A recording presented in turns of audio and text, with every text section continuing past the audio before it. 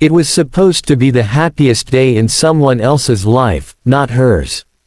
The bells had just stopped ringing, and confetti still floated in the air when Sarah clutched her daughter's tiny hand and stepped out from the back pew of the church, where they had quietly watched the grand wedding unfold from a distance. Her little girl, Emily, wore a second-hand pink dress and held a wilted flower she had picked from the gravel outside. They hadn't come to cause trouble. They hadn't come to beg. They had only come to feel something warm, even if borrowed, even if only for a moment. But in less than a breath, judgment came swift and cruel. A well-dressed usher approached, his tone sharp and public, accusing her of trespassing. "This is not a shelter," he sneered. "This is a holy ceremony. You don't belong here." Before she could explain or retreat, others joined in, whispering, pointing, her daughter shrinking in fear as a sharp hand tugged Sarah by the arm and another pushed them out the heavy wooden doors into the cold wind. The sound of laughter and music behind them was quickly drowned by the silence of humiliation. And just when she thought it couldn't sting more, someone spoke up. "If you believe in kindness, in second chances, and that no one deserves to be cast out for being poor, please like, comment, share, and subscribe to the channel, Stories Collection. Let's keep stories of hope alive." He wasn't dressed like the rest. No velvet suit, no rose on the chest, no camera in hand. He stood at the edge of the steps, tall and quiet, with silver hair and eyes that saw everything. Jacob Alcott, a name Sarah didn't know, but the city certainly did. He was the kind of man whose face appeared in magazines next to skyscrapers he built, the kind of man who had nothing in common with a struggling single mother who had just been shoved onto the sidewalk like trash. But that day, Jacob didn't think of architecture or investments. He thought only of how small the little girl's shoulders looked as she tried to comfort her crying mother. Without a word, he descended the steps. The ushers tensed, prepared to wave him off, until one of them suddenly recognized who he was and paled. Jacob didn't even glance at them. He knelt beside the little girl, brushing dirt off her dress. "That's a beautiful flower," he said gently, and Emily, eyes red, nodded with the cautious innocence only a child still capable of hope could have. "Do you want to show it to me?" he asked, as though the rest of the world wasn't watching in stunned silence. From that moment, something shifted. Sarah didn't want help. She wasn't the kind who begged. She had survived more than anyone knew, an abusive marriage, a lost home, and the judgmental stares of people who never stopped to understand. She worked nights cleaning offices and days helping at a bakery that barely paid enough to feed Emily. Church had always been her refuge. Until it wasn't. Jacob invited them to lunch, not in pity, but in kindness. Sarah hesitated, but Emily's excitement and empty stomach swayed her. They went to a small cafe where Jacob ordered grilled cheese for Emily and tea for Sarah. For the first time in weeks, Sarah sat on a soft seat instead of a sidewalk curb. Jacob listened, really listened. He didn't interrupt when she spoke of shelters with moldy ceilings or the time she was fired for bringing Emily to work when daycare closed. He didn't flinch when she admitted she hadn't had a steady home in over a year. And he didn't try to fix it right away. He just listened, his expression never once turning to pity. But quietly, behind the scenes, Jacob began to move mountains.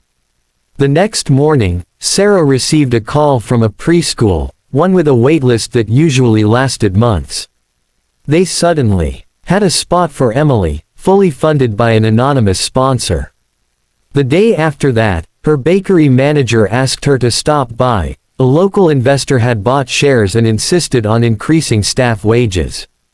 Then, Jacob showed up again, this time not with offers but with an invitation. He had a renovation project in a historic part of town, a small, cozy house near a community garden. It needed life, he said. It needed someone with love in their hands. And it was hers, if she wanted it. No contracts, no tricks. Just a place to start again. Sarah wept. She tried to refuse, but Jacob said something that stayed with her forever. Sometimes, the world throws people out of the room. It's our job to open another door. Over the weeks that followed, Sarah slowly rebuilt, not just her life, but her belief in it. Emily began drawing colorful pictures of their new home, of Mr. Jacob, who she believed was a real-life angel, and of flowers that never wilted. Sarah found part-time work helping other single mothers learn budgeting and job skills, because she knew what it was like to feel invisible. Her pain had become her purpose. And Jacob, he never took credit. He remained a silent guardian, dropping by with groceries now and then, sending books for Emily, encouraging Sarah to believe she was never just a charity case. She was strength, fire, and grace wrapped into one. Years later, when Sarah opened her own cafe, one that offered warm meals to those who couldn't afford them, she named it the Second Door. People asked about the name, and she would smile softly and say, "It's for those who were told they didn't belong." The church never apologized, but that didn't matter anymore. Because that cruel day had become the first chapter of a beautiful new life. Not because of a millionaire's money, but because of his heart. And because Sarah had the courage to keep going, to trust again, and to believe that no matter how far someone falls, kindness can lift them higher than they ever imagined. If this story touched your heart, please like, share, comment, and subscribe to Stories Collection. Let's remind the world that kindness still exists, and it changes lives. Speech Balloon special request to comment below. Have you ever been helped by a stranger when you least expected it? Share your story, you never know who it might inspire.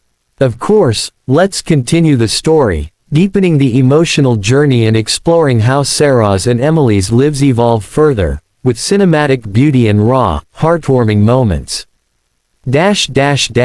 Sarah's first night in the little house Jacob gave her was both terrifying and beautiful. She had never lived anywhere that quiet before. No sirens. No strangers banging on shelter walls. Just the sound of Emily's gentle breathing beside her, curled up in a real bed for the first time in nearly a year. Sarah lay awake, staring at the ceiling, wondering if it was all a dream.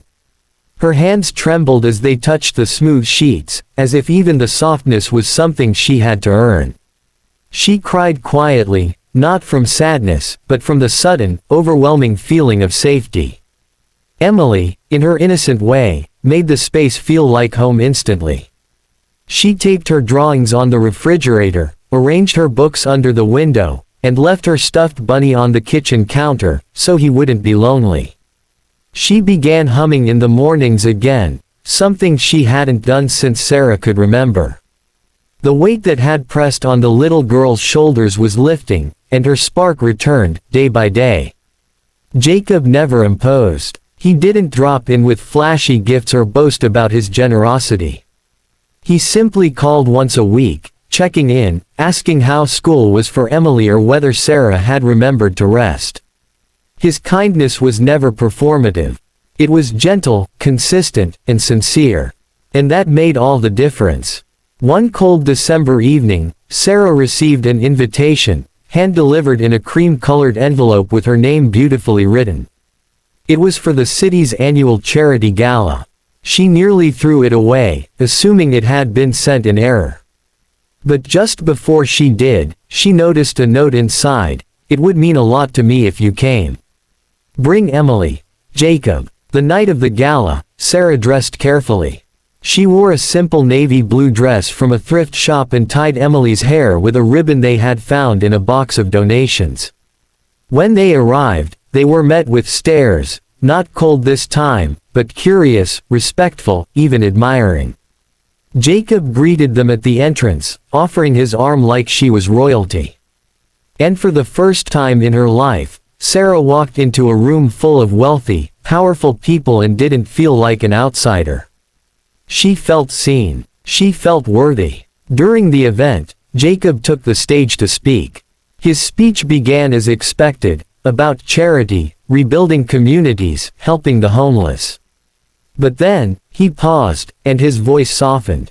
"I want to tell you about a mother and daughter," he said, glancing toward Sarah and Emily. They were thrown out of a church, on a wedding day.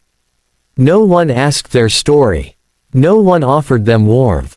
But their courage, their strength, and their grace humbled me in ways no business deal ever could. They reminded me that giving isn't about pity. It's about honoring the strength of those who keep going despite everything. The crowd was silent, gripped by his sincerity. Some people shifted uncomfortably, maybe they had been in that church too. But most were moved. A few even wiped their eyes. After the speech, donations poured in, not just money, but offers of shelter, food programs, education grants. Jacob's words had turned one act of cruelty into a movement of kindness. And at the center of it all was Sarah, no longer invisible, no longer just a single mother, but a symbol of resilience. In the months that followed, Sarah was offered a position on the board of a new nonprofit Jacob launched, one aimed at helping struggling parents and children find safe housing and dignified work. She hesitated at first, but Emily, wise beyond her years, took her mother's face in her tiny hands one evening and said, "You help people because you remember how it feels. That's your superpower, Mommy." Those words gave Sarah the strength to step forward. Years passed. The once shy, broken woman who had sat silently in the back of a church became a respected speaker, a mentor, and a voice for those unheard. Emily grew into a joyful, compassionate young girl, known in her school for kindness and bravery, qualities her mother had instilled in her every day, not with lectures but by example. Sarah and Jacob never became anything romantic, though people often speculated. What they had was deeper than a love story. It was a bond forged from grace and humanity. It was about the quiet dignity of a man who saw worth where others saw weakness, and a woman who proved that strength doesn't always roar. Sometimes, it whispers, "Keep going." Their story was featured in a local magazine under the title, "The Second Door." The photo showed Sarah and Emily, standing in front of their little house, smiling under the sunlight. Behind them was Jacob, his hand gently resting on Emily's shoulder. And beneath the photo, the quote read, "When the world closed one door, kindness opened another." If this story moved your heart even a little, please don't leave without liking, sharing, commenting, and subscribing to Stories Collection. Your support helps us keep bringing you powerful, emotional stories that remind the world, hope is never far away. Speech balloon special request before you go. Have you ever witnessed or experienced an act of unexpected kindness? Tell us in the comments. Your story might just light up someone else's darkness.